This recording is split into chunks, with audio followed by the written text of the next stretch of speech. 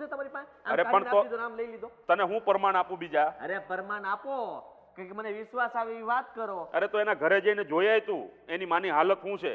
અરે બિચારી મરવા પડી છે, છેલ્લા શ્વાસ ગણી રહી છે. મારા હમ ખાઓ. તારા હા હાલો મારા તો ખોટા ખાઈ લો. હું કામ તારા ખોટા હું ખાવ? તમને દવલો છું.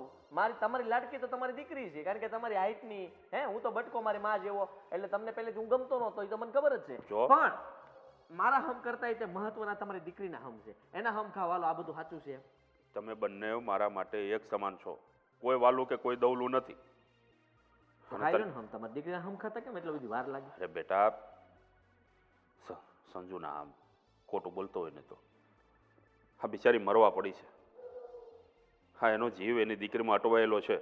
એકવાર એની દીકરીના લગ્ન થઈ જશે ને એટલે બિચારી એનું પ્રાણ પંખીડું છોડી દેશે. બસ પપ્પા. અને આમ પણ તને મીરાથી વાંધો શું છે મને એ નથી ખબર પડતી. આ બિચારી હા માન્યું કે તારા જેટલું નથી ભણી, એનો મતલબ એ તો નથી કે એને ઘરમાં કંઈ આવડતું નહીં હોય, રસોઈ બનાવતા નહીં આવડતું હોય, ઘર સંભાળતા નહીં આવડતું હોય. તારી કરતાં વધારે બુદ્ધિ છે એનામાં. હું તૈયાર